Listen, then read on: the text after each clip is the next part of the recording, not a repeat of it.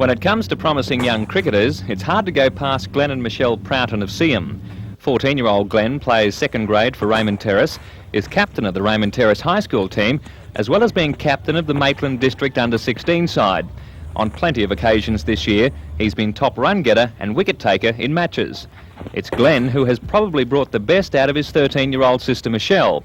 She has quite a list of credits to her name, which include representing New South Wales combined high schools in ladies cricket and soccer. Michelle plays most of her cricket in the Maitland District comp with boys. In fact, she's the only girl in the Raymond Terrace High Under-14 team, as well as the only girl to have ever played representative cricket for Maitland. The teenager is a very sound all-rounder and doesn't mind having to play in the boys' competitions. I forget sometimes that they are boys and just play as they take me, really. Do they give you a hard time ever? Well, sometimes it's the boys and sometimes it can be their parents, but no, not really.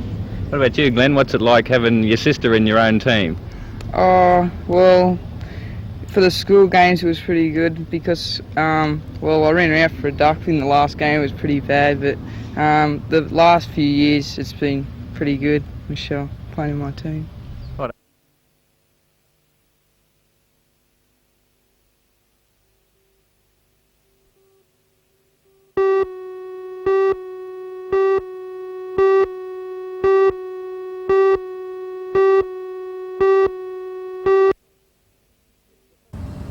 It's the first time the limited 40-over carnival has been staged. It includes sides from Newcastle and surrounding country districts. Teams come from Hastings, Manning, Upper Hunter, Muswellbrook, Singleton, Cessnock, Maitland, Gloucester, Dungog and Port Stephens. Newcastle District also has a side, while the host association has an under-21 team and a John Bull rep side. The 14th team is an invitation side, which includes Rick McCosker, Gary Gilmore and Michael Hill. The matches are being played during the day and under lights at the No. 2 Sports Ground, Adamstown Oval, Harker Oval and Waratah Oval, with day games only at Andrew Hamilton Oval. The semi-finals and final will be played on Tuesday. In today's day matches, Dungog in an upset thrashed Maitland, CNS Colts just hung on to beat Singleton and CNS Seniors beat Muswellbrook. If the 4 matches scheduled for tonight are abandoned, the games will be declared draws. It's the draw there.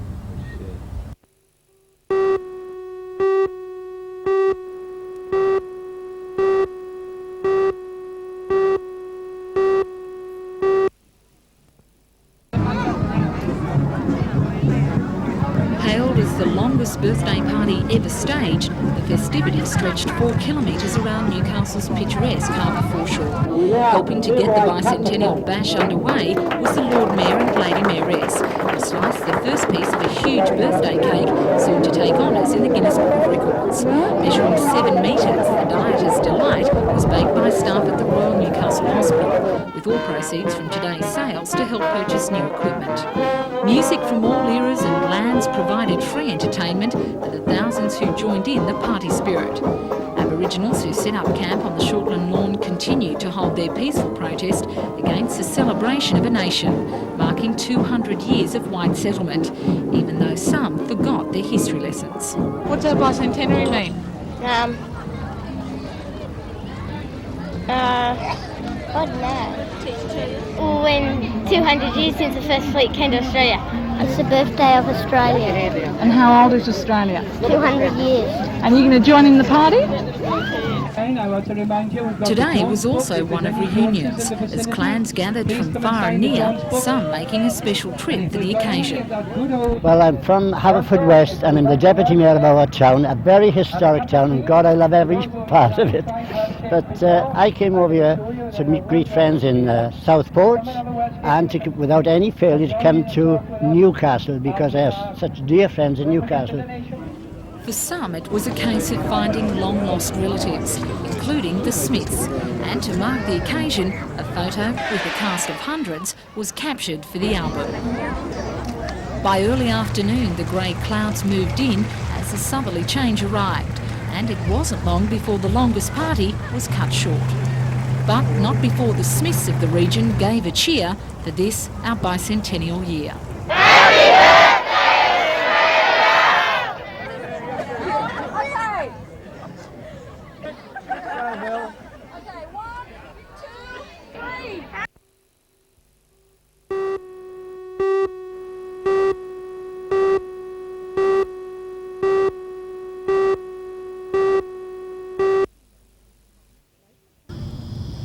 Lake Macquarie's pollution problem is one which environmentalists are determined to solve.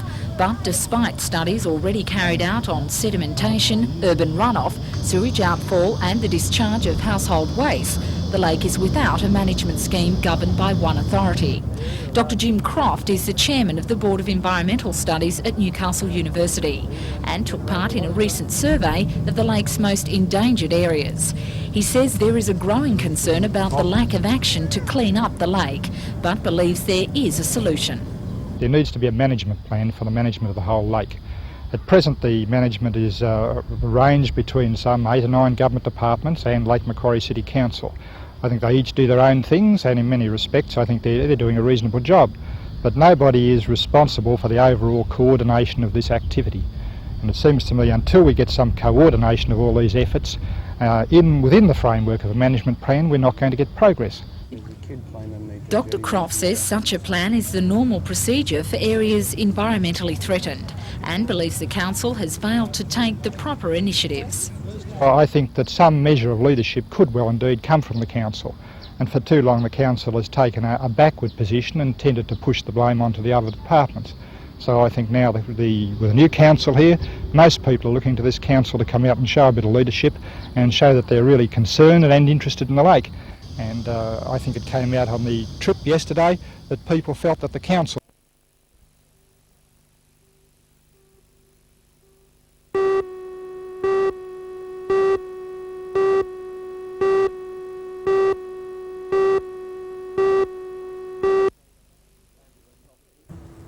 Ambulance officers say staffing shortages in the service are chronic.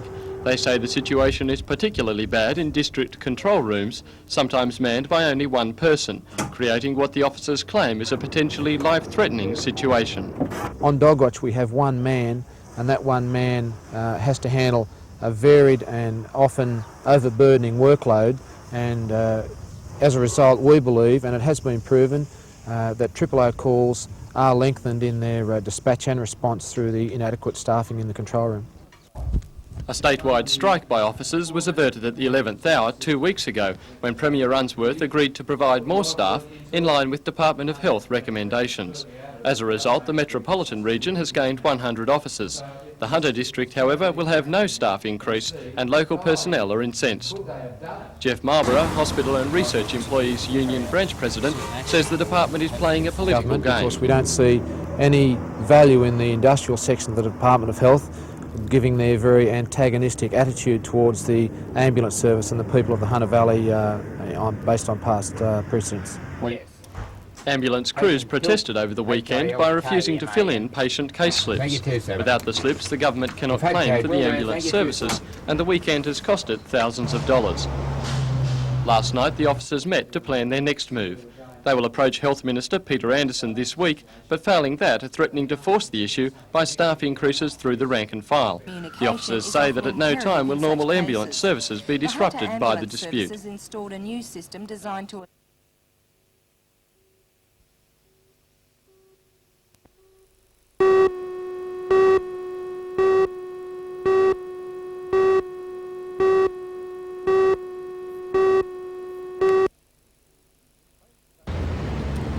Most post offices in this region had stocks when they opened at 9 o'clock, but they quickly sold out. By 20 to 10, for instance, at the main philatelic sales outlet in Hunter Street. The reason, according to Australia Post, is that stocks were held back in Sydney, where yesterday 3 offices were open on Australia Day and they were swamped with first day cover customers. What makes this issue so attractive is that it's the last in a series which has traced the progress of the First Fleet reenactment. These 5 37-cent stamps together form a panorama of the scene in Sydney Cove as the Union Jack was hoisted for the first time. For the uninitiated, the important thing is that the stamps are franked on the special day, January the 26th, and the Post Office says it has enough stocks of them to satisfy demand. The necessary thing is for customers to be patient and give Australia Post, like everyone else, time to come back to earth after the bicentennial.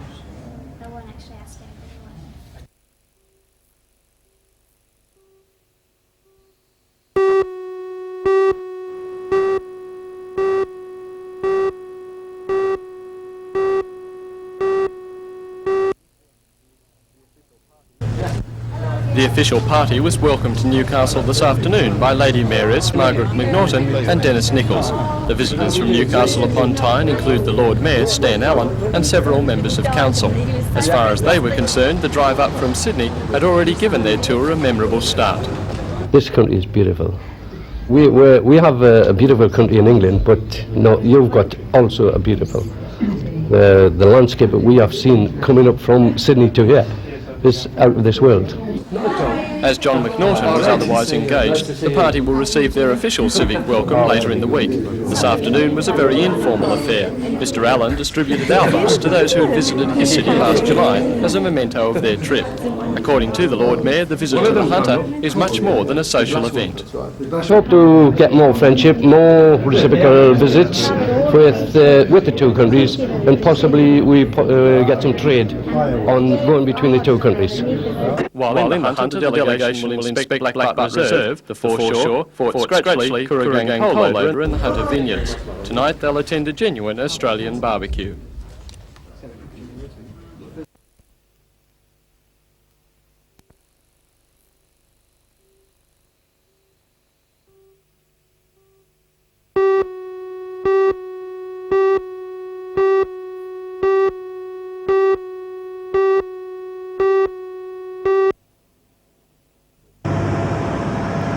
With RAF pilot resignations at an all-time high, it was no surprise that the Defence Science and Personnel Minister would visit Australia's biggest fighter base.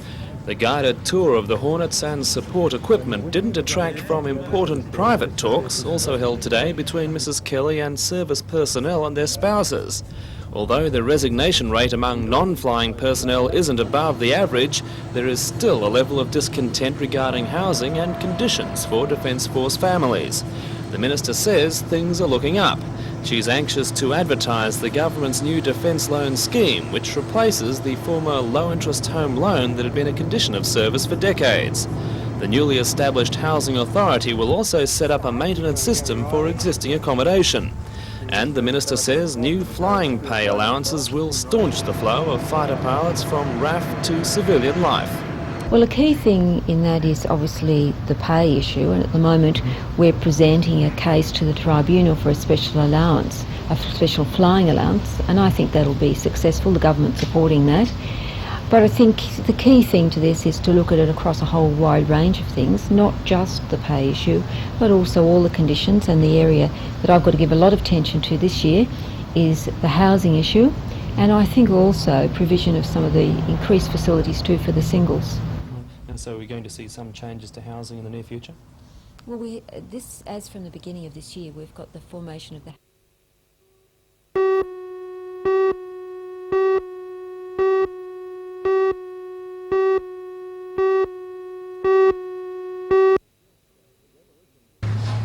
The demolition started yesterday and will continue until nothing remains. But the work hasn't gone unchallenged. National Trust supporters say the Catholic Education Office has moved with unseemly haste to destroy the buildings before they could be classified.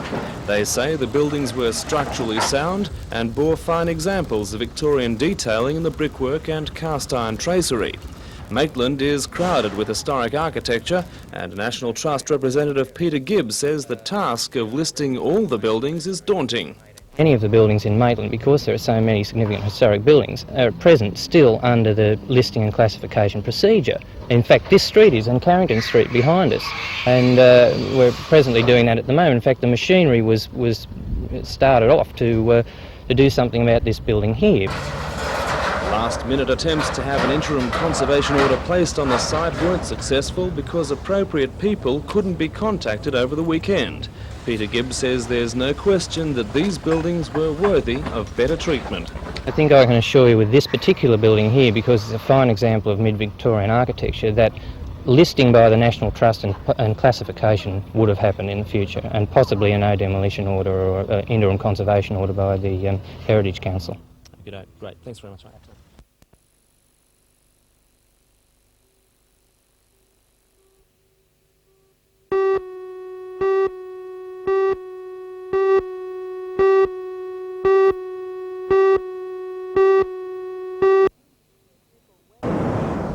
Fickle weather has haunted surf clubs this season, but Stockton was let off and the crowds rolled in to enjoy the spectacle of a full program of surf events. 14 clubs turned up for what Stockton club organisers say is the best entry list they've seen for quite a while. Clubs like the chance to see how the standard compares along the coast, so the arrival of Manly, Evoca and Soldiers Beach surf clubs made a welcome bonus. Manly competed in today's Bicentennial Boat Marathon and used Stockton as their last training run before the big one, and they would have been pleased with the workout. The club also revived a time-honoured event after a break for several years when they staged the Australia Day Shield. The race includes individual relays of running, swimming, skiboard and lastly a boat race. 6 teams took part in the challenge, but the trophy belonged this year to the first boat back on the beach, Belmont Swansea.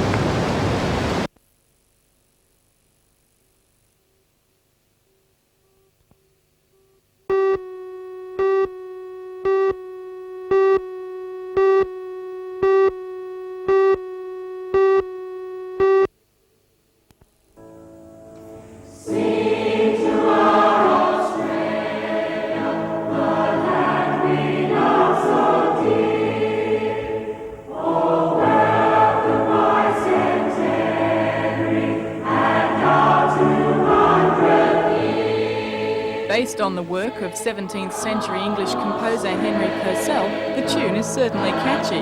Australia song composer Frank Hawkins says he was looking for something special for the bicentenary and finally decided to write his piece. Already it's a hit in district schools. Now Frank hopes all Australians will start singing along. Last night's performance at Maitland City Hall could be the start of something big, but Frank's ready for fame. In fact, he's already planning more Australian songs. Now that I've started, I'm going to write a Christmas carol, an Australian one. I'm going to write a song for the Aborigines, and one I hope will give them some encouragement. And I might write 1 or 2 others. But it's still in the pipeline, and in there, I've got to get it out of there yet.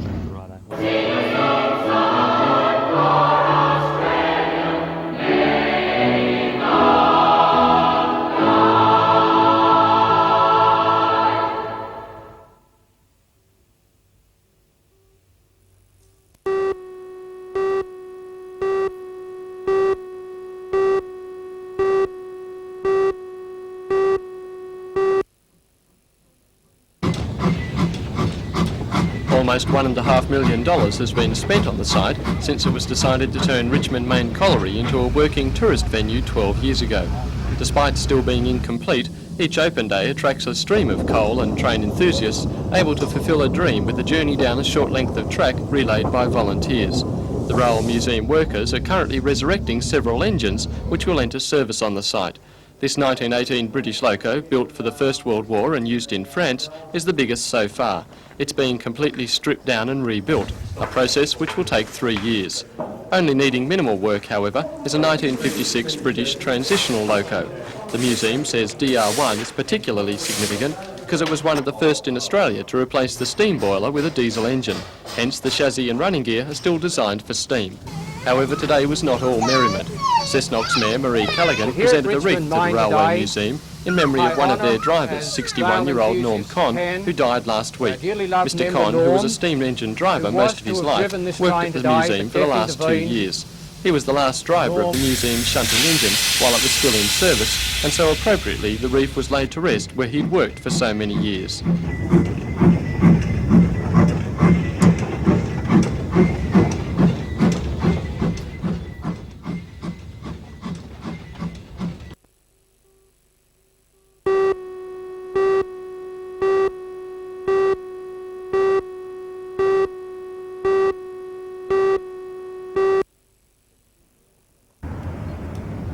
"17-year-old Karen Hussein was number 1 seed for the tournament, while 15-year-old Jane Taylor from Maitland was seeded number 2. Despite their tender ages, the girls showed they belonged in the Open Division with some impressive tennis throughout the afternoon. The match was characterised by powerful baseline rallies with few sorties to the net, both players preferring to rely on the other making mistakes. The first set was very closely fought, eventually Hussein gaining the upper hand and taking it 6-4. Although Hussein then started the second set well, Taylor fought back from 5-2 down to force a tiebreaker at 7-6. The tiebreaker eventually went to the older girl at 10-8, giving Hussein a straight sets win. The men's singles is now underway between 3rd seed Brian Williams of Newcastle and 6th seed Justin Reeses from Manly. With still a few divisions to complete, organisers are calling the tournament one of their most successful. Well, the depth this year seems to be much greater than previous years. We've had a number 4 seed, and she was the title holder, knocked out in a semi-final. Our number 1 and 2 seeds are both out of the tournament, and they're players who are on satellite circuits, so the depth's definitely there.